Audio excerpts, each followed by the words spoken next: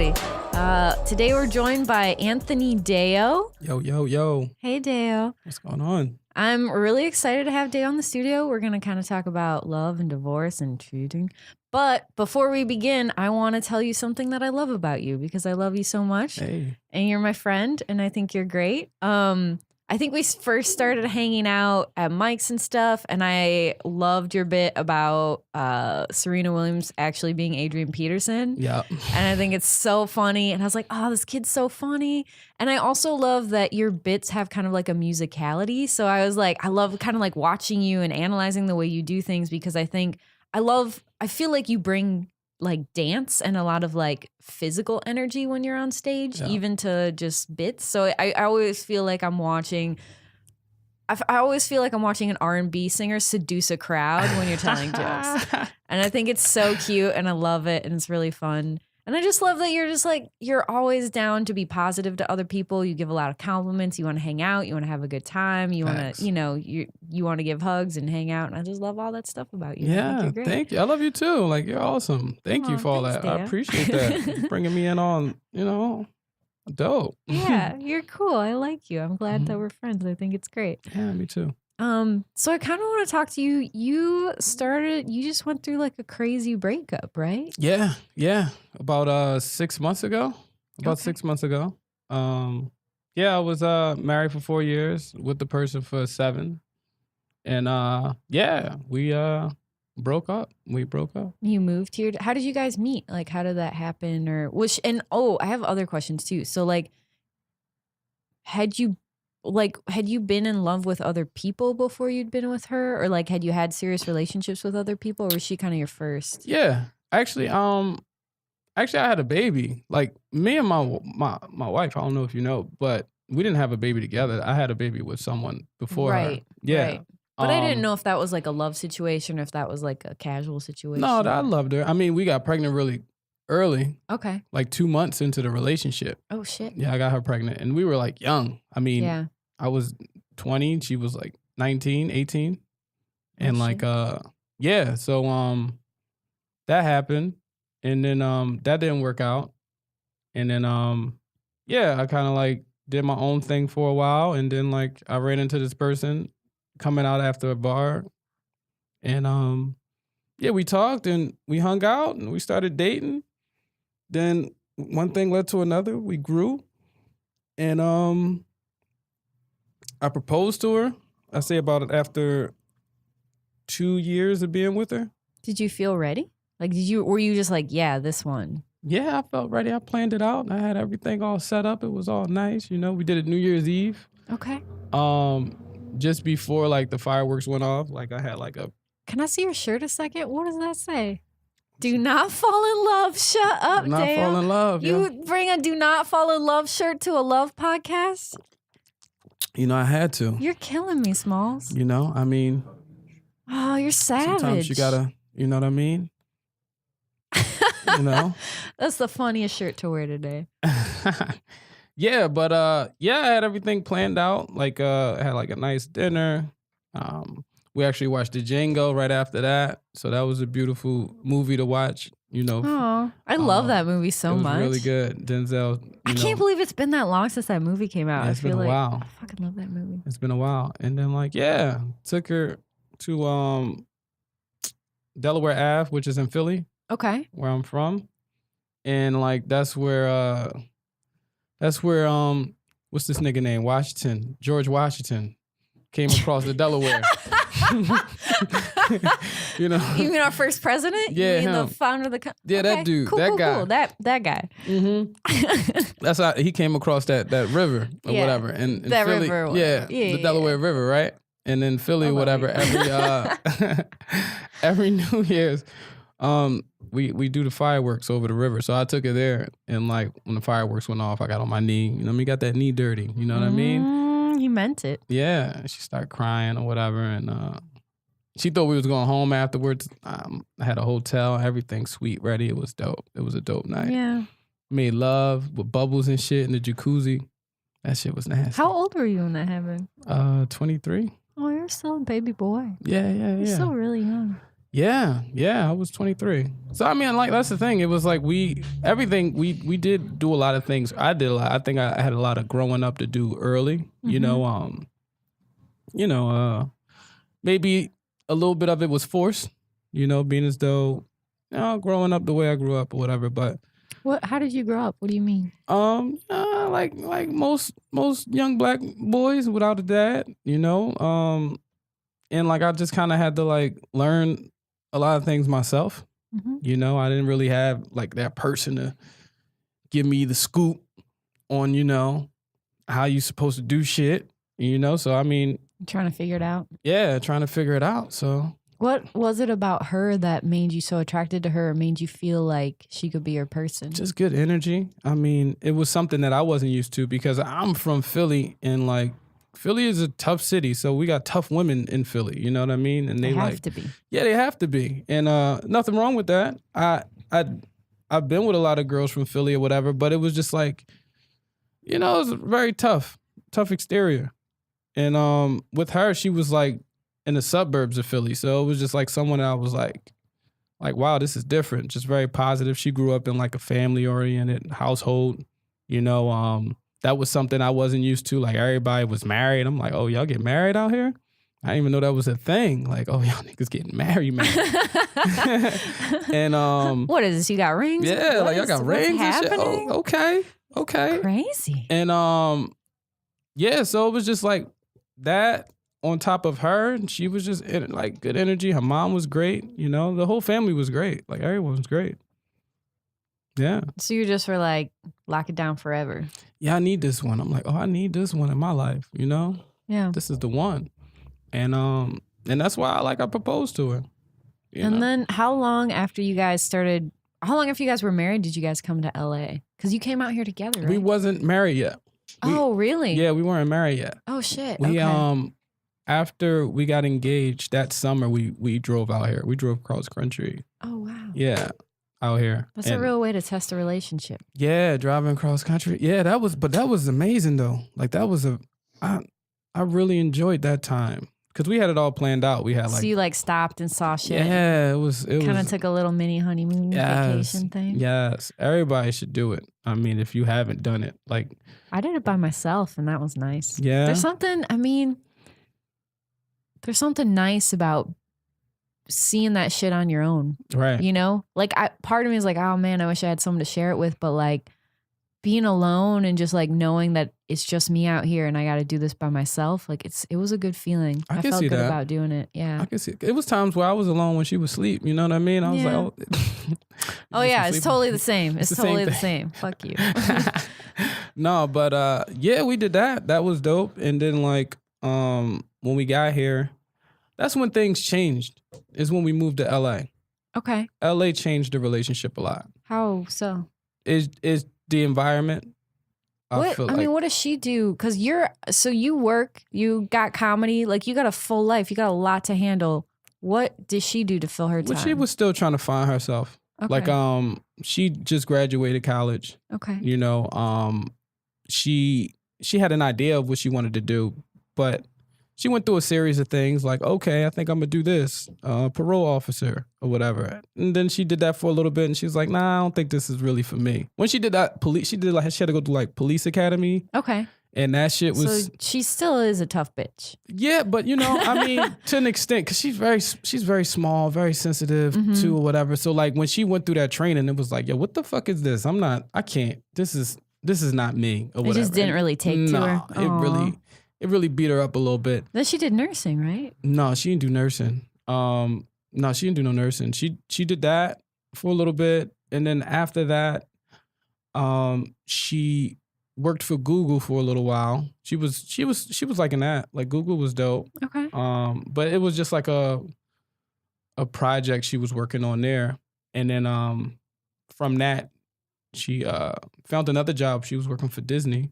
Okay. Yeah. Just doing like This was recently. basic stuff or She was like more so working like the hiring process. She was like hiring people and shit like that. So do you feel like part of the reason that you like what do you think started causing distance in your relationship? Like do you think part of it was the fact that you kind of had this thing you're doing and she didn't have like that thing, or like? No, not at all. Like, I mean, again, like that was further along. Okay. But coming here, it was just there's no family no more out here. Yeah. Like excuse me, like back home, you had those family things you do, like you go to the grandmom's house, the grandparents' house and have dinner, and you see everybody all together and everyone embraces love and, marriage. You feel safe and Yeah. you feel, yeah. You come out here and marriage is not really real.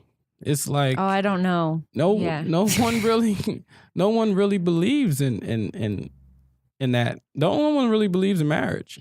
Like out here it's kind of like, I don't think people don't believe in it. I think people think that it's something that they can push aside. Like, I feel like people out here see marriage and love and their relationships with each other as secondary to themselves or their own goals. So they see marriage and love as something that they can kind of just like fill in the cracks when it's convenient, but they don't understand that, like, the thing about a relationship is that it takes a lot of work and it takes a lot of time. And if you don't have the time for it, you're not going to have it if you don't make the time for it. So like people out here, I feel like all the time, like they want something I've experienced over and over again is people want emotional intimacy. They want physical intimacy, but they want it at their own convenience. They don't want it when it's tough or when it's scary. Right. They just want it when they want it. And then they want you to go away when they don't want it. Mm-hmm. And that kind of is this weird other thing. So yeah, I mean, like, I guess it's like they don't believe in marriage, but I feel like people still have like a craving for intimacy and they have a craving to be loved and to be with a person, but they just don't have the discipline or like the courage to kind of say like, oh, like I'm investing in this person. Instead, they're like, well, I'll just keep investing in me. And then when this happens, it might happen, Yeah. That's something I see out here a lot anyway. Yeah. I mean, I agree. Like I see that as well. And I mean, it's just, I don't know. For me, it was definitely that. It was like, okay, I'm in a city. It don't seem like this seemed like the single life city. It is a single dude. A lot of us. Is that a happy? I don't know if that's happiness though. No, I'm not saying it's that. No, Okay. I'm not saying that Okay. it's happiness. I'm just saying that that's what I was seeing, and I was like coming here with the wife, Yeah. and it's like, oh, we don't do this in the city, huh? oh, this not the thing, huh? And that's just kind of what I was around, and I'm like, I'm mid-20s now, and It's I'm like you went to a barbecue in your prom clothes or something. Exactly. Just like, oh no. No, this what you doing? You're way too dressed up for Right. this. And that's what it felt like. And I mean, And you're how old? You're like 24, 23, 24? yeah, well, 25 at that time. Okay. So like, you're I mean, still a baby. yeah, like, I mean, yeah, it was just, it was definitely that coming here and just seeing how the culture was out here versus back home, and not being around family really made it difficult. Did you feel like you were missing out on an experience because you were married, that like you couldn't be single or like have that kind of like sleep around experience? A little bit, yeah. I think on top of it is a lot of attractive people out here, right? It's just like the city of angels. God damn it, Dayo. So I mean, I think it was just a test. I was being tested, and like again, growing up, like not being around that, like not being around like family that's like, I didn't see marriage. So it was like, and I didn't have that upbringing where I had like someone to show me the way. So how to be married. So you kind of felt like you're playing pretend and you didn't even know, like you're a little kid kind of trying on a role, but you don't really know what you're supposed to do in it. Not pretend, but like I knew that this was the way. At least that's what I felt like. This is the way. This is what you're supposed to do, right? But I just didn't have the playbook, you know what I mean, on like how to be married, You know, like It's a weird thing we do. yeah. It's kind of, I mean, like when you think about it, so like marriage has gone through so many iterations historically, right? Like a long time ago, Exactly. it's like monogamy used to not be a thing at all a long time ago. It was just like people who were fucking whatever. And then we started to kind of like see, once we started to like own things, then it's like, okay, well, we need to pass our objects down to our children. So like if you have a lot of objects, you can have a lot of children. So then it was like they did like a polyamory thing where like some dudes would have a bunch of wives and then the rest of those dudes would go to war and kill each other. So there were less dudes and then there could be more women for fucking. So like that kind of like even shit out. But then it was just like historically, like marriage has kind of been about ownership in a weird way or about like money and objects. And like only within the last couple centuries have we started to think about marriage as like love and a partnership. And it's really weird because I feel like not all partnerships need to be a marriage or like, you know what I mean? Like marriage doesn't work for every person. I don't know if it does. I really don't think it does for every person. I don't know if everyone wants to be married. Yeah. I don't know. I don't think so. It's interesting. Yeah, I don't think everyone wants to be. And I think the more, you know, the more time goes on, the less people want to get married. Oh yeah, it's hard. And it's, the thing is too, is there's no guarantees. Mhm. Like I feel like I read this book a long time ago. It's called Time Enough for Love and it's really beautiful.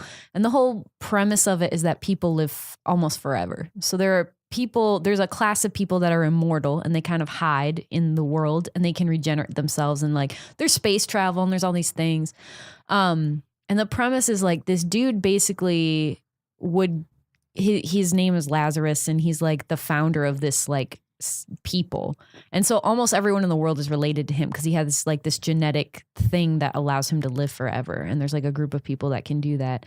And he found over time that like he would have marriage contracts that would last like 10, they would like agree on a time limit. So they'd say, we'll get married and we'll raise kids. And then when the kids are grown, we'll go our separate ways and go hang out because we live fucking forever. Like I don't want to spend forever 200,000 years with one person. That's crazy. But he also fell in love with a mortal once. And it was like really beautiful and sad because like he understood that the time was finite with her. But it's just like interesting because it's like I like the idea of like you saying like, oh, let's be married for 5 years or let's be married for this amount of time and see how it goes. Right. And like that's a weird and scary thing for people. But I think, I don't know, I feel like I'd be okay with it. Yeah, they have an episode like that in Black Mirror. Oh, really? This recent season. Yeah, it's a pretty dope episode. It's basically like that where people get together and they only together for a certain amount of time. Like some of them are only together for like 16 hours and shit. But they agree on it. Well, yeah. They kind of have to abide by the system. There's a contract. Until they find true love. Yeah. Oh, interesting. Yeah, it's a pretty dope episode. But it's like that. I mean, I think for me, it was just a challenge. Like, it was just like really trying to figure out how to make this work. Her too. Yeah, you know? for sure. And yeah, and I think living in the city, she's seen it as well. She seemed to change. She's seen my eyes like, change. Like You're flirty. Yeah. I mean, but not in front of her. Mm-hmm.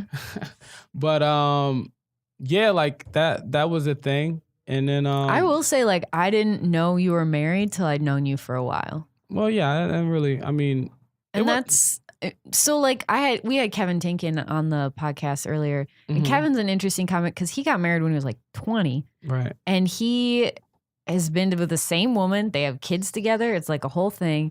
And as soon as you talk to Kevin for 5 minutes, he's like, "I got a wife. I just want everyone to know." Like he is very like he's so aware of the way that other people see him and other people see his relationship. Like he really wants people to know that he has a wife.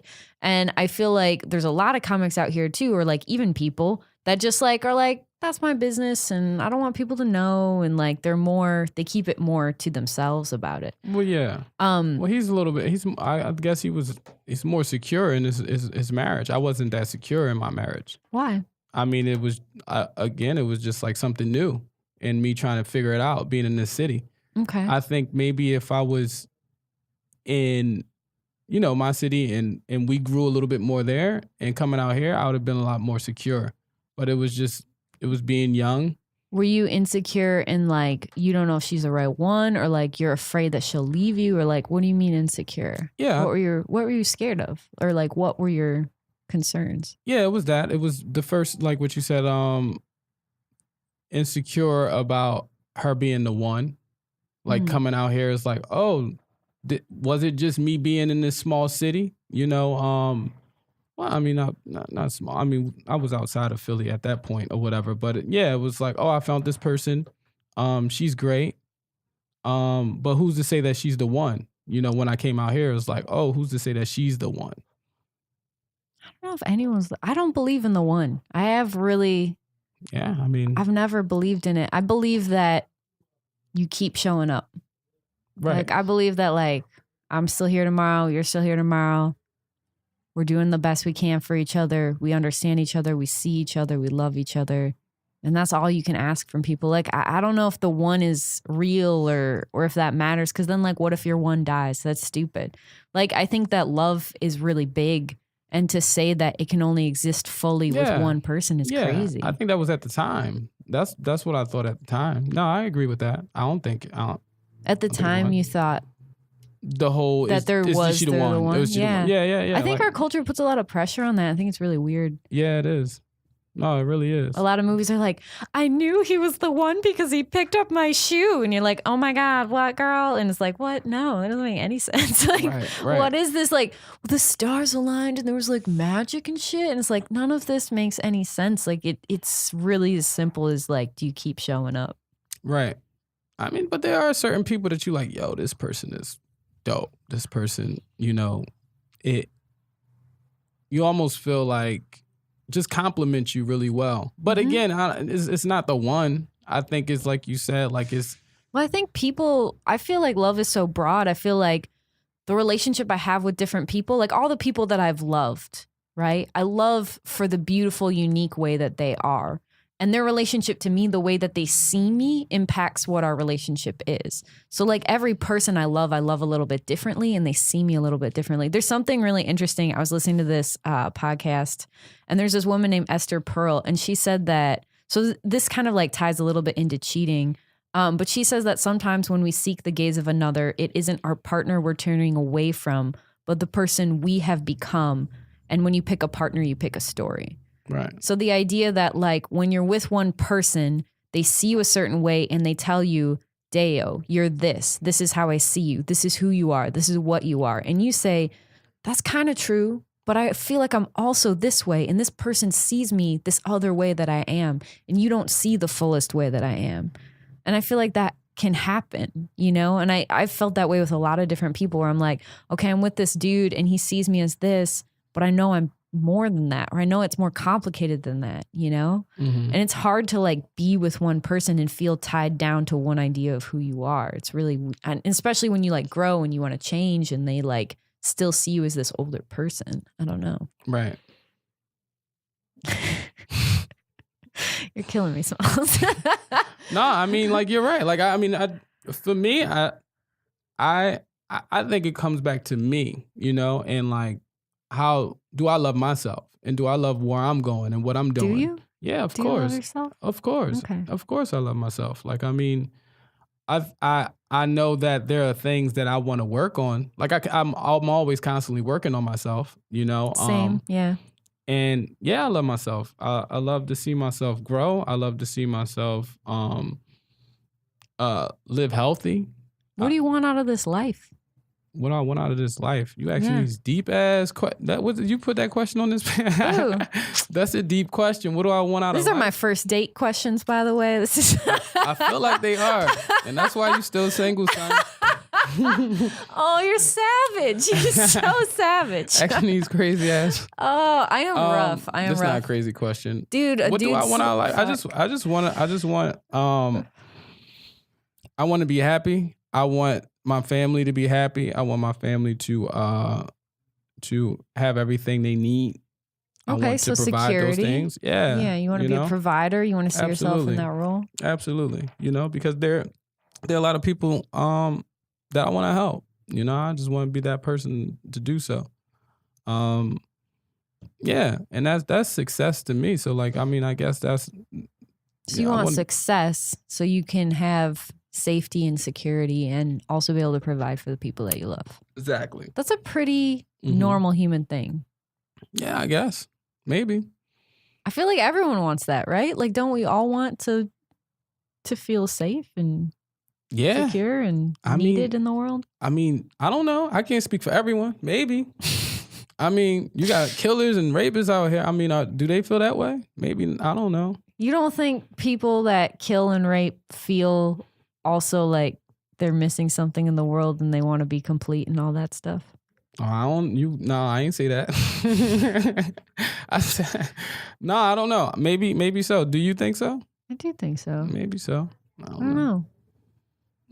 I have a friend that works in prison. We were talking about it. We talked about it in the first episode a little bit. And she was saying that like people think that criminals are all like psychopaths or like mostly psychopaths or sociopaths or they don't feel empathy. And she was like, a lot of them, it's just a bad day. It's like their worst day and they're poor and they might not have a lot of resources and something bad happens and they might kill someone or they might get involved in a situation. She's like, sometimes people are bad and sometimes just they're in really bad situations or they grow up kind of starting less than zero and they just never get back to, you know, they can never get out of it. Yeah. I mean, for sure. But I mean, yeah, maybe I shouldn't have went that way with it. Went that route. You know what I mean? Okay. Yeah. I feel like we always like to go to extremes and then it's like, well, I don't know. Yeah, I mean, that's a whole nother book. So let's talk about cheating a little bit because I kind of I'm curious about that. You curious about cheating? I am. I've never Why are you so cheated. Curious about cheating? Because I've been cheated on and it always baffles me. No. I think I have. You never cheated on nobody. Loved people. Like, I think I've been in a relationship with someone and then realized like, oh, I'm starting to have feelings for like a friend, but I've never like I've never acted on any of those feelings or like even tried to like, or even talk to that person about it. Yeah. I'm just like, oh, like I'm having feelings for someone. I need to like cool that off and figure out what in my relationship with my partner is making me feel not wanted or making me feel like incomplete. Right. So I can't do it. It feels like too much of a betrayal. I'm not wired that way. Yeah. I can't do it. I wish I could. It sounds dope, but. Nah, I mean, how do I feel about cheating? I mean, like, what led you? I mean, like, how soon into. So we saying that I cheated right now? That's what we saying? Did you cheat, Dayo? Did you cheat on your wife? There we go. You asking me that? Yeah. I did. I cheated. Yeah, I cheated. How long, like, into your relationship, or like, how long into being here in LA did that happen or start to happen? About a year and a half. Okay. About a year and a half. Was it something that you did with someone that you cared about, or is it something you did with? Low key, I just like I didn't even smash. Like it was just like I was actually out drinking and I like kissed a girl or two. Okay. That night, and like I just came back home, and do you feel we just had a talk. Shitty about it? I mean, the crazy part is when I did it, I didn't. That's what I told her. I actually told her, but I didn't feel like it was wrong at the time. Like, you know, it was just like, to me, it felt like a sign like, oh, am I supposed to be married right now? Being as though after doing it, I didn't feel like it was wrong. And we broke up. We after that, like, you know, we talked and we broke it off or whatever. And we were actually split for a year. Oh, shit.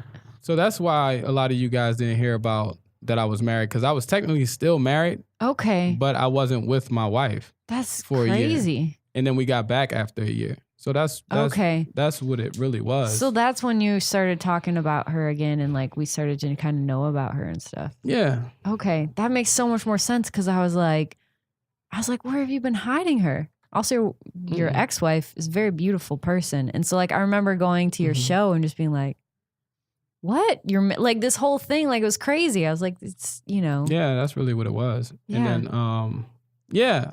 So we got back together, and then we was together for 2 more years after that. And then I cheated again. Yeah. And then did you feel like, well, what it was like I was with her and I was trying to win back her trust from the first time. Yeah. You know, and It that takes us so much to rebuild that. it really is. And like, you know, I mean, some days were good, some days were, you know, whatever, it was bad, you know. Did you kind of feel like you were always rolling downhill and trying to climb back up? No, I mean, like I said, some days were good and some days were bad. Like, I mean, but yeah, I mean, for the overall, I was trying to get back up, you know, but, you know, and I mean, like the last few months before I cheated, it was just like, oh, I'm not getting you anymore. Like, it doesn't feel like I have you anymore. And it was like, now I'm at this gym and I meet someone at this gym and it's like, oh, this person is giving me a little something, like, you know, that I wasn't getting at home or that I'm not getting at home. Right. And then, you know, that became something. And then I told my wife about that. And that's even more serious than just like making out with a stranger, you know? That's like yeah, I mean, and that's like caring about someone. That's what I'm saying. Like, am I really cheating though? Yeah, I am cheating. I mean, yeah, it is technically. Yeah. But I think it's also just like, I mean, it felt like you weren't in it with your wife for a long time. No, I was in it. It was, I don't know where you heard. No, I was in it for sure. You know what I mean? But like, no, I was in it. If you don't feel like super connected to someone and you don't have that like trust, and like if you feel like you're constantly trying to like win her back, and then like here's this person that's just giving to you. Well, that's what I'm saying. She wasn't in it like that. Yeah. So I was in it. Like, it was me trying to get her back, you know? So, yeah, and that was a struggle. And, yeah, like that was definitely a struggle. And, yeah, I started seeing this other girl, told her about it. You told your wife about it? Yeah. I mean, you were seeing her? Yeah, it was very impulsive. Like, when I told her, it was just like kind of one of those situations. Like, okay, she kind of like just out of nowhere asked me, was I like cheating or whatever? And I was like, yeah, you know what I mean? Yeah, I am. Like, you know, it was just kind of really impulsive when I told her. And then, yeah, she just like lost her shit and was like, you gotta go and like, you know, get out of here. And it's just like, it was really quick. It was really fast. Yeah. You know? And do I feel like it was right? Nah, I don't feel like it was right. I don't think cheating is right. I think it is like, you do want to showcase loyalty. I think it's a little loyalty that's like not showcased when you cheat on someone. I think I mean, would you have felt really shitty if she cheated on you? Yeah. I mean, that's what I'm saying. It's not cool. It's not cool. I'm just trying to understand it. I'm just curious. Yeah, no, I'm telling you. No, it's not cool. I don't think cheating is cool. I think if you feel like you shouldn't be with that person, you should tell that person that you don't want to be with them. But it's harder said than done. Yeah. For the most part. I mean, it's easy for me to say that. I mean, I didn't do it, you know, so. I mean, but like I said, I'm just continuing to grow. So like that happened. Now it's like, all right, moving forward. The next person, you know, that's in my life or whatever, like I'm gonna be more communicative. I'm gonna tell them how I feel all the time, and I'm not gonna cheat. And if I do feel like that's gonna happen, we're gonna talk about it. That's a good thing. Yeah. It's hard to grow in that way and kind of like know yourself well enough to be like, oh, I'm starting to get in that place, or like I'm not feeling cared about, or like I was in a relationship. So I dated a dude for like 5 years, and near like the last year of our relationship, things started to get really rough. Like it just got to a point where I would ask him for affection, or I would be like, hey, can we do this thing? And he'd be like, if that's what you want to do, you have to do it yourself. And like, he wasn't making time for me, and he was like drinking a lot. He'd go out and get drunk, and I'd be like, where are you? And he like he would come home at 3 a.m. Bars close at 2. I don't know where the fuck he was. Like, I don't know what he was doing. And it was like just getting really upset. And then like anytime I would ask him, I was like, hey, I need help with this. Can you help me? He would like freak out on me. And it's just like things were getting worse and worse. And then he proposed to me because he was like, I love you. Like, I want to be with, like all the stuff. And I was like, hey man, like, I care about you, but you got to figure your shit out. Like, this is horrible. Like, whatever's Right. happening is not good. Like, this is not the time for us to get married. We got to figure this out. Like, I love you and I want to be with you, but we got to figure this out. And he kind of just took that as like, we're good, and just like kind of kept being shitty. Right. And then that's when I started having feelings for one of my friends, like really intense. And I realized that the reason I was having these feelings for my friend is because what I was getting in my house with the person that I thought I loved, that I was, you know, spending my time with, wasn't love. Like, I wasn't getting anything from him. I wasn't getting support. I wasn't getting care. I wasn't getting any of the things that I needed emotionally from this person. Right. And like, I felt like I was cheating because I started having feelings for someone that would listen to me, that showed care and generosity. You know, like, if someone has the generosity to like be like, oh, I notice you're not feeling well today, like, you know, or you whatever, like, hey, I got this thing for you because I was thinking about you. Like, we were just friends, and like, it was like a friend thing, and those are things I do for my friends, but like, I wasn't even getting that at home at all. And so like, to have someone kind of fulfill that need, it just made me really look at my own relationship and be like, oh shit, like, this is not good. Like, I'm getting more from my friends than I am from my partner. And there's something wrong here. Mm-hmm. And then I found out that he had been, after he and I kind of had a split, I found out that he had been like messaging my friends and stuff. He was like messaging my friends, like he would get drunk and he'd like call girls and be like, I think you're hot, and like, wow, what are you doing? And like, he called the girl who's like one of my closest friends and was like trying to holler at her. Yeah, that's crazy. And it was just like, I didn't know he was doing any of that stuff. Yeah, see, his rules are cheating, and that's one. It's like, no, lay it all out. What are the rules, Dale? What are the rules? I don't know the rules. Guys, don't holler at your friends, girl's friends. Like, that's the number one. You're gonna get caught. Yeah, I mean, I don't really know the rules of cheating. I mean, you didn't want to cheat. Nah, I really didn't. But I mean, it happened. I mean, my ex was amazing. She was great. Like, she's dope, and I think she's going to continue to be amazing and dope. Like, you know, with or without me. Yeah, I don't know the rules, honestly, of cheating. Like, I think if I did, I probably wouldn't tell my wife that I cheated on her. Because I don't think a lot of people that cheat really tell the person that they cheat on. They're not trying to tell. No, they're not trying to tell. No, it's like, you don't do that. So I don't really know the rules. I don't know if there are any rules. I just know I'm just trying to live my life, dog. What do you want? This is an emotional ass podcast. I'm trying to like not cry on this shit, to be honest. Are you? I'm so sorry. No, I'm playing. I ain't gonna cry. Okay. Not in public. No. I feel like you're like stone cold. You feel like I'm stone cold right now? A little bit. I was like, I would be crying. I feel like I'm about to cry right now. It's been a rough day. I mean, you'll you know. A lot of white women be crying, man. I want to cry all the time. A lot of white women cry. That's what y'all do, yo. We're really good at it. We've spent years and years of practice. Yeah, that's a part of it. Yeah. I don't know. I'm actually seeing this white girl now, actually. Oh, why? What are you doing, Dayo? I don't know. I mean, it's cool. I mean, I'm just trying. She's dope. She's really cool. I'm trying to get her to watch Insecure, though. I'm trying to, put some coach in it. Oh, I like Insecure. It's a good show. It's good shit. But yeah, I mean, like, outside of that, I'm just doing me. I mean, just working. In relationships with people, like you're like hanging out with someone right now. Like, do they know all about your history and all that stuff? Oh yeah. Well, I told you moving forward. Like I lay it all on the table. Like, this is what it is. This is what I'm in. Do you see yourself ever marrying anyone again, or being? Nah, I ain't trying to get married. Ever? I don't think so. Interesting. I don't think so. I don't know how to be married yet. I think if I learn how to, if I'm around people that's married and they doing dope, I don't know nobody that's married that's having a great marriage. Yeah, I think that's what's weird about it is everyone's like, they want to trick you into joining their weird cult. And then you're like, you seem really unhappy. I don't know.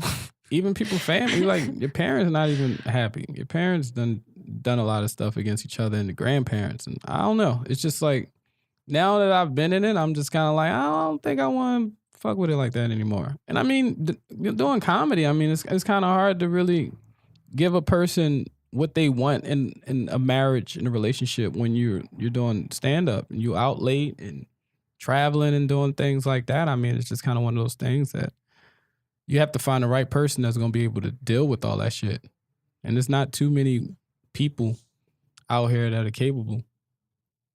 Well, it's a lot to ask of someone. Yeah, it is, right? It's a lot. It's a lot to ask of someone to be there for you emotionally, even when you're gone a lot, you know? Yeah. And for them to kind of put things in their own life on hold so you can do your thing. That's tough. So I get it. It's hard. And it's not always fair. You know, I think that's what's weird is like with men and women, we want fairness now a little bit. And we used to just let our men just kind of like, well, I'll just stay home, cook everything, clean everything, take care of everything. Don't worry about it, babe. You do you. And now we're more just like, no, I have my own life to live. I have things that I want to do. You know, I want these things from you. And it's hard. Right. It's a lot. I mean, do you think, I have a couple questions. Like, do you think romantic love could last a whole lifetime? Do you think people could be happy like that? For a lifetime? Just two people? I don't know. Probably. It all depends on the two people, though, and what they want to add into their relationship. That's true. I think anything that you with anything gets boring after a while, or it gets not boring, but it gets, you start losing that taste for it, right? Yeah, I love sushi, but I don't want to eat it every day. You don't want to eat it every day. I get you. I'd be fucking sushi up too. I know you and your Lao mein. Yo, call me Dayo son. That's why don't even call me Dayo no more. Call me Dayo son. Like, that's my name from here on out. Oh my God. I be loving sushi. Ramen. So I want to ask a little bit because we have a few more minutes left. Like, do your parents, what happened? What's the deal? What? My parents aren't together. Were they ever together? Nah, I mean, I didn't see them together. They were together at some point. I mean, to make me. Because you have a brother too, right? Yeah, I have a brother, but that's not with my dad. That's she. Okay. Okay. Yeah, I mean, most blacks. I mean, my dad actually, he was a victim of the '80s and the crack era, and so is my brother's dad. You know, and that's a lot of like urban families. Was your dad still alive? Is he still alive? Yeah. Yeah, he's still alive. Oh, okay. Yeah, people survive crack after a while. I mean, I know. Well, I mean, like, was he a crack addict then? Yeah. Okay. Okay. When you said victim, I was like worried, you know. Oh, a victim of the 80s. Yeah. Right? I mean, we know how the 80s, you know, was and how the crack era was. That was like the crack era. And most, you know, families, black families in urban areas that was poor, like most people were on crack.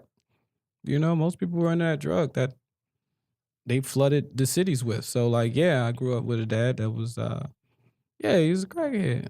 You know, he smoked a little rock or two, you know what I mean? Sometimes you smoke a little rock or two, you know what I mean?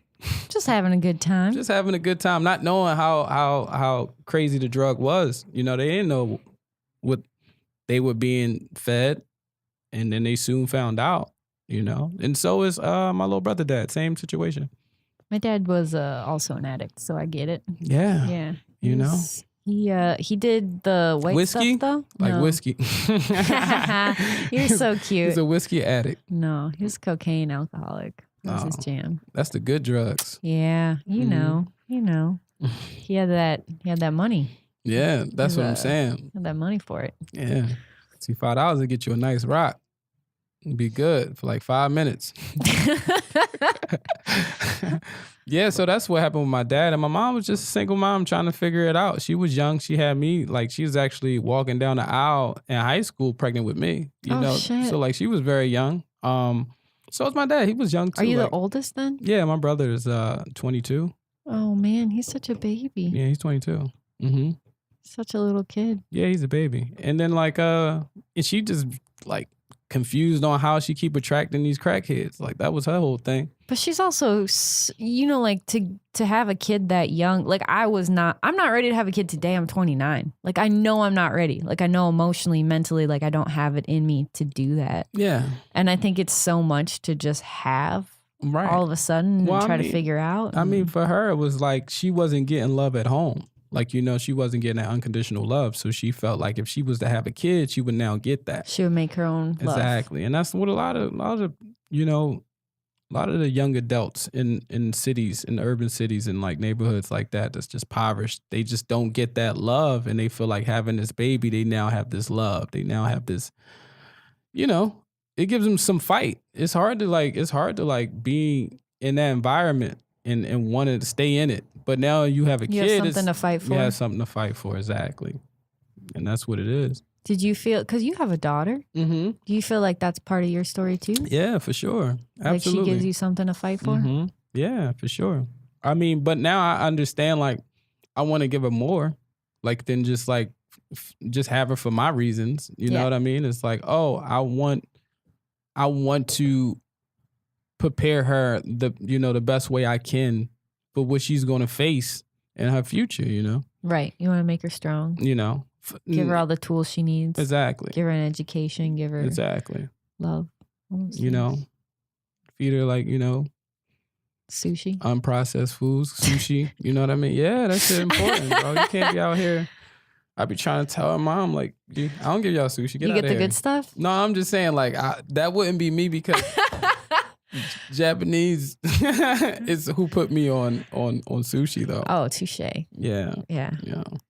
Y'all be trying to take these cultures. Y'all be trying to... we don't have anything of our own, bro. You It's crazy. just like, y'all do, though. Y'all just don't embrace like it. Cabbage and stroganoff and like a lot of cream heavy dishes. It's like... That shit is real.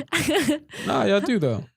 I asked someone that. I was like, yo, like, are you into like, your culture? Like, yo, we don't have culture. I'm like, what are you talking about? Oh, my family's Sicilian. I mean, we got culture. I got German and I got Sicilian, and they both have like kind of their own things. Mm-hmm. So like, we got culture. Yeah. But it's different. Well, skiing, X Games, that's all white people shit. That's white culture right there. That's not my jam. Can we just play basketball and eat sushi? I just want to borrow the good cultures. Right. Right. No, but yeah, that's just where I'm at with love. I love my daughter. Like that's where my love lies. Like, right now, like, I mean, always, like, not right now, but always. But that's where I'm putting all this into right now. All that love. Something love. To struggle for. Yeah, That's worth it. Absolutely. Yeah. I usually like to ask. So the last question I like to ask is, what are you afraid of in love? What am I afraid of in love? Yeah, like if you ever feel yourself starting to care about someone, you feel yourself starting to fall in, what's something that you're afraid of? And we kind of talked about it earlier, but I want you to kind of give it with a clear head. Distraction. Like I don't want love. That's what scares me about love. If it or not is going to become a distraction in what I have to do when it comes to my growth as a person. It is, am I putting too much in us, in our love, and not putting enough of that love in myself right now, in the things that I'm trying to accomplish? So that's the biggest fear for me. That's a huge fear. I get that. I feel that way all the time when I feel like, oh, I'm into this dude. And I'm like, fuck, I just wasted 10 hours on this dude. And like, I didn't get my shit done. I got stuff to do. Yeah. Especially I totally doing get what that. we're doing. Especially doing what we're doing, especially living in the city where people don't stick around. Yeah. So you're investing into something that's going to disappear anyway. It's like, do we keep doing that? Mm-hmm. When is it unsustainable? How do you keep a balance? Right now, that's what I'm trying to find, is that balance of like caring about someone, but knowing it's not your job to save them. It's not your job to change them. Just like we're here when we're here and we got our own shit. Right. Exactly. That's what I got. Yeah.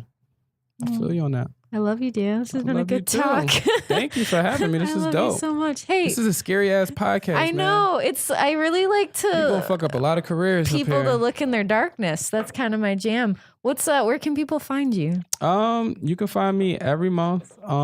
First Thursday of every month. Oh yeah, you run a whole show and it's really good. It's such a good show. Just had a 1-year anniversary. Last Live Comedy Show at Angel City Brewery.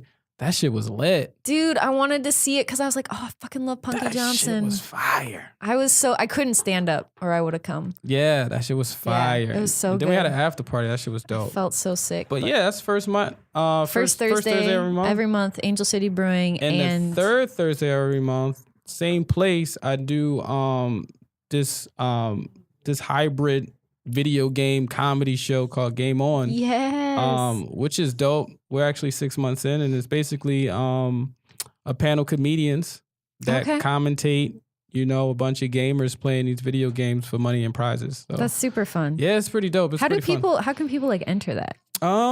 Just go to Game On Tournament on Instagram. Game On Tournament? Game On Tournament. Yep. On Instagram. Game On. Follow the page, and we got a calendar of what games are going to be played. Sign up and stuff. Okay. All the links to Eventbrite and it's pretty dope. What's your Instagram, Facebook? You got a page? You got a website? What do you got here? Mr. Dayo, Mr. Period Dayo. Dayo? Yep, Dayo on everything. Facebook, Instagram, Twitter. Dope. You can find me, yo. Find me. I love you, Anthony. Thank you so much for coming. Thank you. I'll see you later. Peace. Bye.